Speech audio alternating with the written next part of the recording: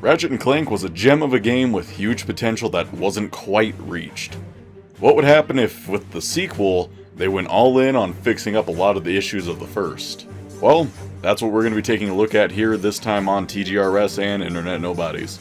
I'm James. We're going to be taking a look at the vastly superior sequel, Ratchet & Clank 2, Going Commando.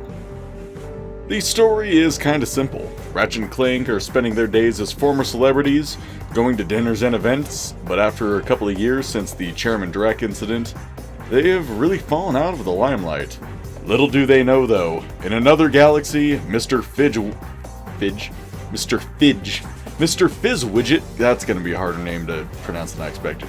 Mr. Fizzwidget is watching their television interview and then teleports them into this galaxy, which I can't remember the name. He teleports them into this other galaxy without their consent and recruits them to retrieve this experimental pet called the Protopet. I'm not really going to go super deep into the story, but I do want to say that the charm and humor of the first game is still here in full force. Like with the sensitive bikers in the snide little references. Hey, who let you in here? Get lost before I flatten your robot into a hubcap. Touch him, and it's Plasma City! Oh gosh, you didn't have to yell. Why did he have to yell? Hey man. I can't hear you, la la la la. Only the little guy. Sir, it is okay. We are your fellow desert riders. You're? So you understand my sensitivities? Absolutely, sir. We just came here to race. Well, you can borrow my Bluebell, so long as you're gentle. She just needs a few repairs. Hang in there, my brother. Bluebell is in good hands. The gameplay is largely improved from the first. You get various weapons to use against enemies, each of which has an upgraded version that you unlock by using the weapon a lot. This doesn't change the weapons a whole lot, but it is nice and incentivizes you to try using a bunch of the different weapons to try to level them all up. And just like the weapons, your health is somewhat XP based. Once you kill enough enemies, your health is increased by one section. No more grinding bolts trying to buy the super nanotech upgrades. A nice little addition as well is that when you level up your health, it creates a screen nuke and kills most of the enemies on screen. Seriously though, the biggest addition that this game has, which I believe I talked about during the first Ratchet & Clank video, because why would I go back and watch it or read through the script, which is basically a transcript, because that makes too much sense, is strafing. It's an invaluable move that helps you simultaneously aim and avoid attacks. At first, the lack of strafing caused me to not like the Vita version of this game very much, but I figured out what the issue is. Sony, like with many games on the Vita, wanted to use the touchpad on the back of the system to essentially act as L2 and R2 in some games. And this is where strafing was mapped to on the Ratchet & Clank HD collection. It's not a big deal, but unless you take the time to find the sweet spot for it, it was fairly unreliable. But now that I've got it down, I'm pretty happy with it. Actually, I will admit this, I haven't really played this game for like a long time. This footage is all very old. But I have been in a big Ratchet & Clank mood, and playing it on the Vita recently has made me want to get back into the series on here. I guess this is also a nice view into my work process here somewhat. I do record basically everything I play with the intention of reviewing it, so it does lead to some games having been recorded for a long time, like Dante's Inferno. So the character that stole the Protopet is named Angela Cross, which has been some source of contention in the Ratchet & Clank community for one strange reason. She looks an awful lot like a Lombax, same coloration and everything, just like Ratchet, but her shape is different and she doesn't have a tail. This has actually been confirmed by Insomniac in one of the later games by stating that Lombax females do not in fact have tails. I think enough people were talking about it and brought it up, so Insomniac felt it was kind of funny to address it. This does lead me to a point of contention with the newest game coming out, Rift Apart, which shows a female Lombax, but she has a tail. This Mew! Use meowing. It contradicts what this game and the later games established for female Lombaxes, but it could easily be excused as this being like an alternate reality Lombax.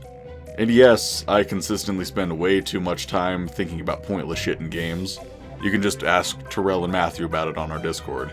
Mostly Devil May Cry, really, but yeah. The villain of this game turns out to be Captain Quark, who tries to get revenge against Ratchet and Clank and created the Protopet to put himself back in the spotlight and for the whole universe to view him as a hero. The level design in this game is really just awesome. There are plenty of branching pathways that believably loop back to the ship, so you can easily start another pathway with little trouble.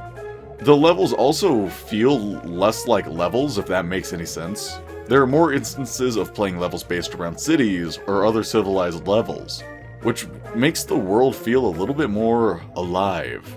The majority of infobots you get that unlock the later levels are also based on news footage from around the galaxy, which adds to this experience as well. There are 2 new types of stages in this game as well, the first being the battle arenas. They're simple enough, having to kill all of the enemies with certain stipulations. It's an easy way to make lots of bolts very easily. The other type of level are the space fight levels, where you fly around this giant arena and try to shoot down all of the ships nearby. Doing so also gets you this material called Raritanium, which you can use to upgrade your ship as well, like increasing the blaster speed or the armor. It expands on the scope of the game without going too crazy, and it's a trend that sticks around in basically all of the later games. I didn't say, but replacing the hoverboard races is the little like rocket bike levels. They're a lot more fun, they're a lot more action-packed. So, yeah, overall, better. Ratchet and Clank 2 is my favorite game of the PS2 trilogy. While I really do like the third game and have some respect for the first, the second balances the charm and level design along with the weapon leveling that the later games have.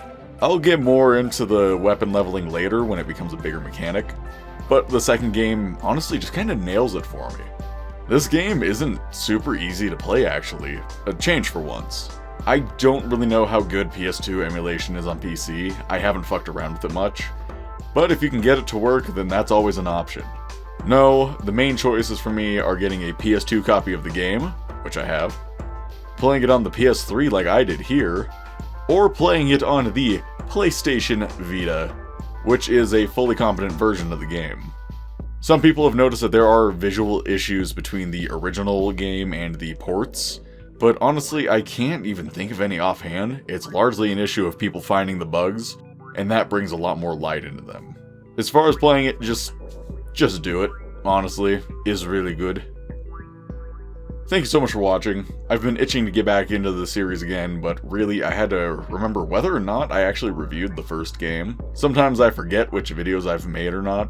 As for what I'm going to review next, we'll see. I have a lot on my plate with work and a lot to do as far as videos are concerned, but either way, I'm gonna try doing what I can. Thank you again. If you enjoyed this video, please leave a like and subscribe if you have not already.